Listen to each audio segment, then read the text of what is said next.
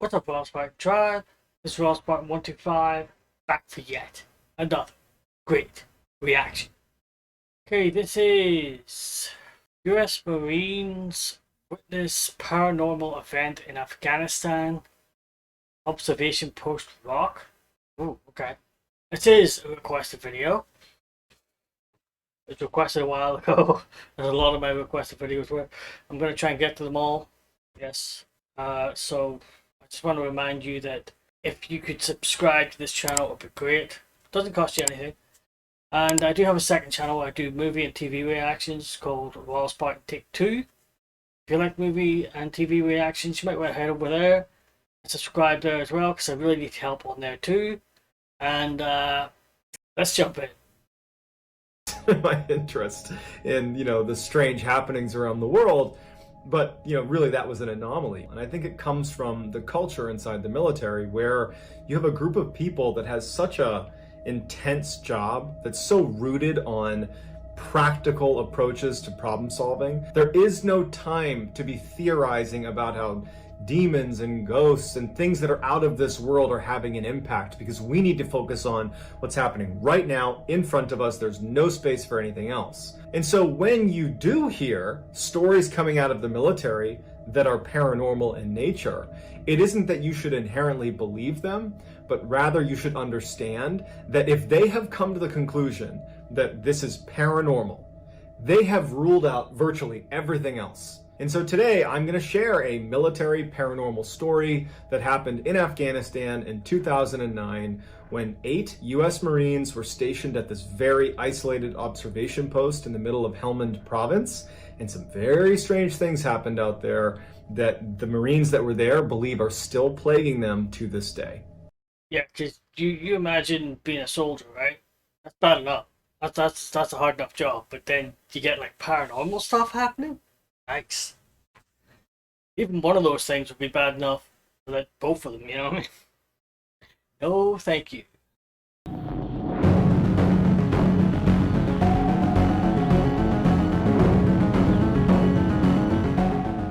In June of 2009, US and NATO forces surged into Afghanistan. Troop numbers escalated dramatically in preparation for this massive offensive against the Taliban. During this surge, a very small team of Marines, 8 Marines, were given a mission to go to an observation post in Helmand province where a group of British soldiers were stationed at the time. An observation post, or OP as it's called in the military, is any location where you're able to observe, hence the name. Most OPs, if not all OPs, are located on high ground because that provides you the best view. OPs are very strategically valuable. You have the higher ground and you can see what's going on around you. And so as a result, OPs become prime targets for attack. Now, the OP that these Marines were going to, OP Rock, was a little bit unique.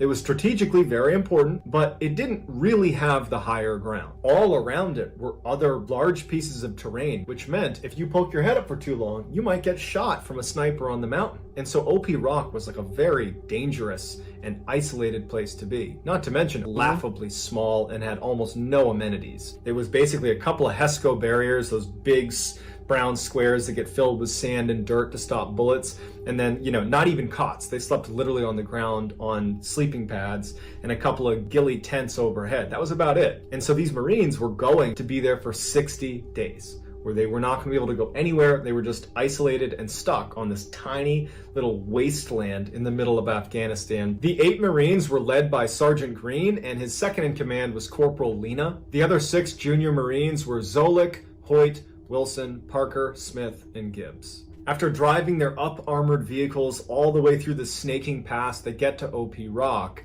and the British soldiers are there anxiously waiting for them. Normally, anytime you turn over with any other unit, you do something called turnover operations, where because you're new to the area, you want to go out and do like a presence patrol or something to get a feel for the area with the people who have been there, to kind of give you a lay of the land and say, hey, look out for this area. We think there's IEDs over there. Remember, if you're over here, you're in plain sight of the enemy. They can shoot you. But when they got there, the British were so anxious to leave. They did not do turnover ops. The British just looked totally weathered and beaten down and ragged, like they'd been fighting at OP Rock for decades. But they'd only been there for 60 days, the same amount of time that these Marines are about to be there. And before they leave, one of the British soldiers turns and says, "Hey, just so you know, if you dig anything up here, just put it back." And the Marines look at him like, "What are you talking about?" And he doesn't elaborate. He just says again, "If you dig anything up, just put it back. Trust me." I can't imagine going and I'm not military person. I've never been in the military. I don't know what it's like. But imagine going to somewhere and having to spend 60 days in the sand and sleeping on pretty much a futon or some kind of flimsy sort of mattress thing. Terrible. That's bad enough for 60 days. And then someone says, "Hey, if you dig anything up, just put it back." Huh? What? Okay. So that night, the men have settled into their new home for the next 60 days.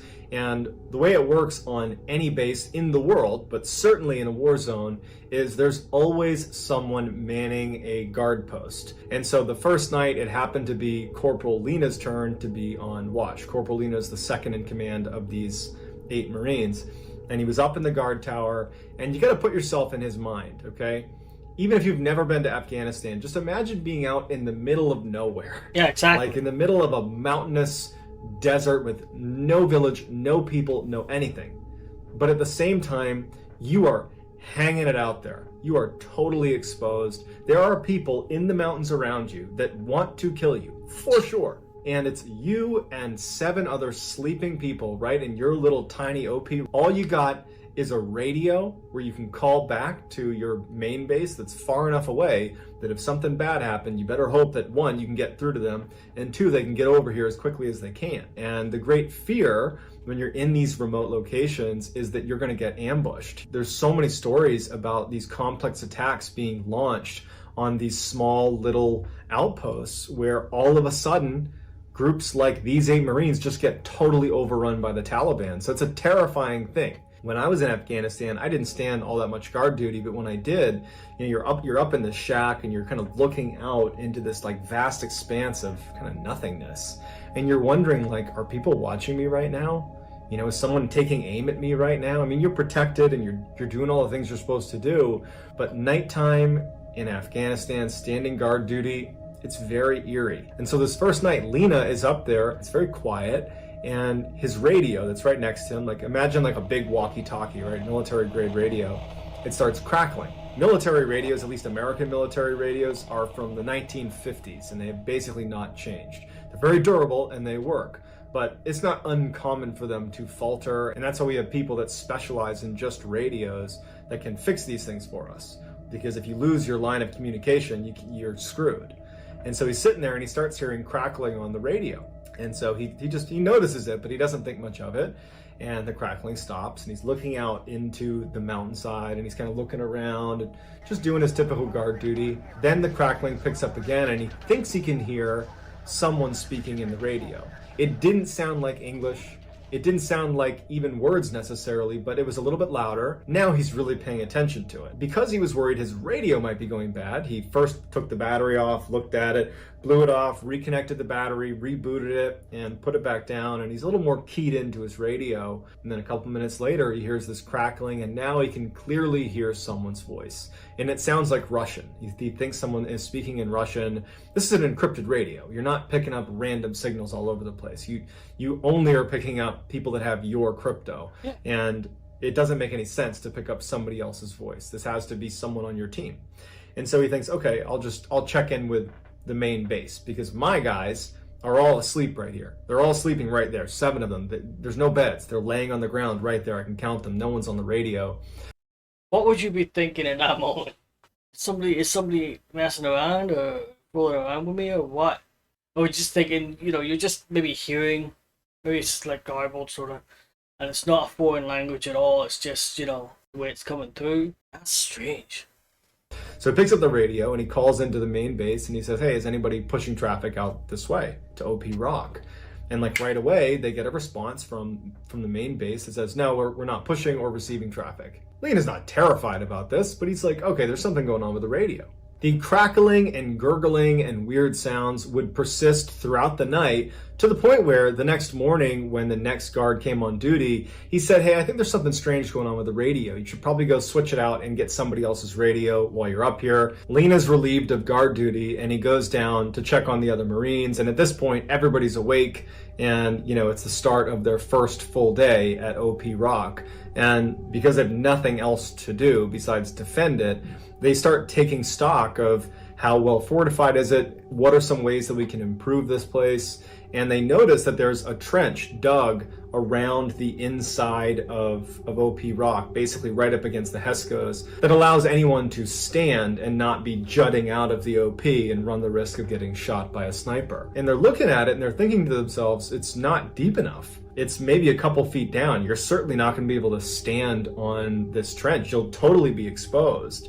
And they thought, why didn't the British, who were here for 60 days, why didn't they dig a deeper trench? And so Lena and the rest of the Marines decide they're going to spend that day digging the trench a little bit deeper and a little bit wider. As they're digging, Lena hits something metal in the trench. And he pulls it out, and it's like this metal stake, like an engineering stake. And he brushes off the dirt on the stake, and he's looking at it, and he can see some foreign writing, and it looks like Russian writing. And he's thinking to himself, oh, that's not that weird. Back in the 80s, the Russians were here, and it's totally possible that they may have left some of their gear here and it got buried. Okay, I know what's coming. The British didn't dig the trench that deep because they dug up the same stake, right? Or they dug other things up. And that's what they said. If you dig something up, put it back. So they dug it up. Then when they realized all this stuff was happening, they put it all back again, and then they covered it back over with earth. That's why it was steep. That's what it is. That's crazy. About 10 meters away from Lena is one of the younger Marines named Wilson, who's digging, and at some point he hits the ground and like a pocket in the soil opens up. And he sees there's some pottery and some pieces of what look like ceramics that are inside of this hole. No. And after pulling out some of the plates and pots, they pull out a huge human bone, a femur, your leg bone. They ultimately decide to tuck the leg bone back into where it was, and they stop digging in that area, and they continue to dig in the other sections of the trench. But they couldn't dig more than a couple inches before running into more human remains. And by the end of the day, they had unearthed dozens of skeletons inside of this trench. And so they realized that this is probably what the British meant when they said, if you dig something up, put it back. A couple of weeks go by, and the Marines at this point have accepted that they live in a very creepy place. And on day 13 of being at OP Rock, Hoyt, who had just turned 20 years old, is up on guard duty. As he's sitting there, he starts getting this really uncomfortable feeling that someone is right behind him. And so at one point, he turns around to look at what's behind him, basically looking back into the camp itself. And now, coming from outside the wire where he had just been looking, he hears this horrible, blood-curdling scream. He turns around and he's looking out. He's got his night vision goggles on. He's looking around for anything. And all of a sudden, a couple hundred meters away, he sees a man running between one bush to another bush. Now, they know that at any time they could get attacked. So they're not thinking that this could be anything other than the Taliban coming to attack them. And so the other Marines have jumped up because they heard the scream, and they're looking to Hoyt to be like, what's going on? Hoyt is saying to them, I got a guy, he's about 200 meters away. I just saw him running right to left. Lena runs over to the edge of the Hesco, and he raises his rifle with a thermal imager on it, and he's looking out, and there's no heat signature out there. It's totally cold. There's no animals, there's no people, certainly, there's nothing. And Lena is yelling to Hoyt, where is he? Where do I need to look? And Hoyt's saying, he's right there. I just saw him go behind that bush. But Lena is looking out and he can't see anything on thermal. And he's like, I don't see anything. There's no one out there. The Marines also had a dog that they inherited from the British soldiers that had been there. Her name was Ugly Betty. They loved Ugly Betty. Lovely. They took care of her, and she was apparently really good at identifying when people were coming towards the OP. So she was a great watchdog. And this whole time, she had been looking in the same direction that Hoyt had seen this figure, and she is barking like a maniac. And even after they're looking with thermal and they can't see anyone out there, they can't get Betty to calm down. Yeah, the dog is barking. Someone or something was there, definitely. I mean, I always say my dog barks at nothing, but the truth is they never bark at nothing. They're probably hearing something far away or seeing something that you can't see. And you're just like, that stupid dog barking at nothing. You know what I mean? The dog obviously sees or hears something, yeah? When you're in somewhere like that, you want to listen to the dog. Definitely. Can't get Betty to calm down. She's completely transfixed on the area where Hoyt had seen this figure. So for the rest of the night, the Marines are totally on guard, anticipating at any moment that they're going to get attacked. Someone's going to take a shot, they're going to throw a grenade in, because we lost this guy who was right there in front of us. So eventually, the next day, when they didn't get attacked, they just kind of said, okay, and they moved on and just figured it was an anomaly. Another couple of weeks later, on day 26, Zolik, who's another one of the younger Marines, was on guard duty, and it was really hot. He remembers even taking his helmet off because he was sweating so bad. And then at some point, while he's just looking out into the vast open nothingness, he said that the temperature dropped inside of the shack dramatically. So much so that he actually felt cold. There was no breeze, there was no reason for it to be getting cold. And as he's thinking to himself, like, is there a storm coming in or a cold front coming in? He starts feeling like someone's standing behind him. And he keeps looking over his shoulder and no one's there. He's in this tiny little shack. And he's feeling creeped out, and all of a sudden he starts hearing whispering from behind him. Not on the radio, but like in the shack with him. And he keeps turning around and he keeps thinking, like, am I hearing things? Am I losing my mind? And he starts hearing footsteps on the roof of his shack. And that's when he thinks, oh, Smith, who was the kind of class clown of the group, is playing a joke on me. He must be whispering outside. I bet he climbed up on top and he's screwing with me. So he jumps out of the shack and looks up, expecting to see Smith standing on the roof of the guard shack. But no one's on the guard shack. At this point, Zolik's pretty spooked. He does a quick search on either side of the guard shack, thinking maybe Smith is there, but no one's there. And then he turns around and, of course, sees that the other 7 Marines are all asleep. So it wasn't Smith. It wasn't any of his teammates. At this point, he goes back in the shack and he raises his rifle and he's looking through his thermal scope. So any human would light up like a Christmas tree if you saw them on a thermal. And he's scanning outside all around, thinking, did I hear someone who's out there? Because they had that weird run-in 2 weeks earlier with that random person that they could never find. He's thinking maybe there's somebody else out here. And as he's scanning, he sees a man standing a couple hundred meters away with his fists raised like this. Zolik was so caught off guard from the way he was standing that he actually lowered his rifle to look, because the moon was pretty bright, the illumination was pretty good. And he looked, he couldn't really see him again, so he brought his rifle back up, and now through his thermal, the figure was gone. Zolik in interviews has admitted that he was really stressed out about being at OP Rock. He was really down. I think of all the Marines there, he was depressed. He did not want to be there. He felt like he was experiencing real combat fatigue. And he thought at this moment that he's losing his mind, between the whispering and the footsteps on the roof and seeing this person with his fist raised. And so instead of telling people that he had potentially just seen this person out along the perimeter of their OP, he started to convince himself that you're just losing your mind. Let's face it. If any of us were in that same situation, you'd probably be thinking the same thing. I mean, yeah, if you're there, then you're gonna be like, yeah, I'm just imagining this. Maybe I'm just tired. You know what I mean? Maybe I need to take a Red Bull or something, wake myself up. Whatever it is. That's terrible, though. Yeah? He started to convince himself that you're just losing your mind. You're stressed and you're hallucinating. You just gotta calm down. For the rest of the night, he would not see the figure on his thermal or anybody out there, but he would hear whispering behind him. He kept hearing footsteps on the roof, but he would go out and no one would be there. So by the time the sun came up, he really thought that he was kind of losing his mind. And so he went to his leadership, Sergeant Green and Corporal Lena, and he told them about what had happened the night before, about, you know, seeing the figure that had disappeared and hearing these whispers and the footsteps. I mean, he really thought that he was losing it, and he requested to be transferred, and they granted it to him. And the other 7 Marines were really upset about that. They felt like he was kind of abandoning them, and they were really critical of the reason for him leaving. They're like, oh, you're just playing the crazy card. You're just making that up so you can leave this crappy place that we don't want to be here either.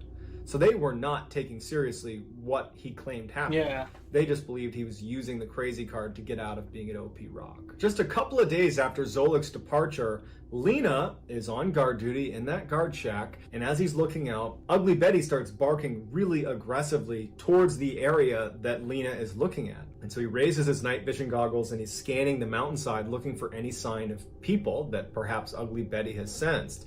and he stops when he sees what he believes is a Taliban scout standing on the mountainside, who's pretty far away, a few hundred meters away, and he switches to his thermal scope to confirm that it's a person before he engages.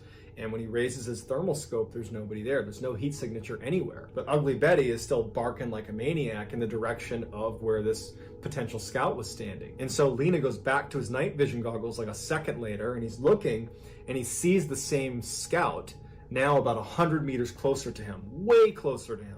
Like, whoa, impossible to cover that distance in that amount of time. He practically falls over when he sees it. He switches to his thermal and he's getting ready to engage, but there's nothing there. And this is all happening in a matter of seconds. He goes back to his NVGs and he's looking and there's nothing there. And as he's about to go to his thermal for one last look, he feels a tap on his shoulder, which he believes is going to be one of the other Marines that must have heard him frantically moving around in the guard shack. And when he turns, there's no one there. There's no one anywhere near the shack. All 7 are asleep in the middle of the camp. At this point, Lena felt bad because he was critical of Zolik, who had left because he had heard voices and seen apparitions out in the distance. What are you doing? What are you doing? I don't even know what I'm doing. I don't.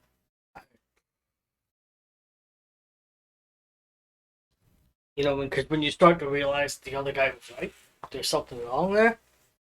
Ish. I'd freak out though. I would. Oh, I'm getting shivers thinking about it. Voices and seen apparitions out in the distance. And here's Lena, the second in command of the group, having the exact same experience. Yeah. But over the next 10 days, Hoyt, Smith, and Wilson would all have very similar experiences in that guard shack. And after a while, they all began sharing their stories, and they all realized that Zolik probably wasn't lying, and we were unfair to be critical of him because we've all experienced this now. Then on day 59, the day before they're scheduled to leave, all of their radios go dead, all of them. And Lena goes over to Gibbs, who was their comms guy, and he's like, what's going on? And Gibbs was like, I've been working on the radios this whole time we're here. I've changed nothing. They've always worked. Now, they did have a satellite phone, but it was an unreliable way to get in touch with reinforcements if you really needed it. They're pretty much isolated at this point, and they're all just sitting there, just hoping they can get through one more night without any problems. Wilson is the one actually in the guard shack, and then all of a sudden, machine gun fire opens up right outside of their base. And Wilson is totally caught off guard. He has no idea where it's coming from. He's trying to call it out to the guys where they're getting shot from, and all the other Marines are scrambling to the walls. They're taking cover behind the Hescos, and as they're laying there, Lena runs up into the guard shack with Wilson. He's like, grabs him and he's like, where are they shooting us from? And Wilson's like, I have no idea. And it's like, it's so loud. There's all this gunfire coming in at them. And as Lena and Wilson are trying to figure out where this is coming from, they hear the distinctive sound of an RPG being fired at them. It's a rocket-propelled grenade. It's like a whistling sound, and they know it's going to hit them at any moment. The two of them brace for impact, and they hear the sound of this RPG smashing on the side of the OP. And the machine gun fire is just continuing. It's a non-stop. And so a couple of the other younger Marines basically low-crawled their way into the trench where they were protected from these rounds. And they're thinking, like, we got to make sure no one's in the trenches. And so they start clearing the trenches, but no one's in the trench. And it's just this constant barrage of gunfire. They have no idea where it's coming from. And then just as suddenly as it started, the gunfire stops and it's silent. As soon as the shooting stopped, the Marines did not just poke their head up and say everything's fine now. If you're being shot at, you assume that even if there's a break in the gunfire, they're going to start shooting at you again. Yeah. And so for hours, they're just like waiting for the next round of fire to start, but they don't even know where it's coming from. And they're kind of isolated and exposed. So they're all just kind of like hunkered down against the Hescos, waiting to respond to the next volley of fire. But it never comes. And when the sun comes up, they're able to take stock of the damage to their OP from all the machine gun fire and from the rocket-propelled grenade. But there's no damage. No one had ever been shooting at the OP. What? There was no damage. So they had no explanation for it. So when reinforcements arrived, they just wanted to pack their stuff up and get the heck out of there. And they did. After leaving OP Rock, very shortly after, Smith, Parker, and Diggs, 3 of the 8 Marines that were there, were all killed in Afghanistan in separate instances. And then Sergeant Green, who was their leader, was very badly injured in an IED blast. Lena believes that when they were digging out those trenches and finding all those bones, that they unleashed something. It turned out a lot of people had lost their lives on that little strip of rock. when the Russians invaded Afghanistan, they captured OP Rock and killed all of the Mujahideen that were located at OP Rock. Then the Taliban came in and they took back OP Rock from the Russians and killed all the Russians that were at OP Rock. Then Americans came in and took back OP Rock from the Taliban, killing all the Taliban that were there. So you have all these people, probably dozens and dozens of people that at one point have been holding OP Rock that had all been killed at OP Rock. That's absolutely insane. Holy crap. That's a lot of people. That's a lot of death.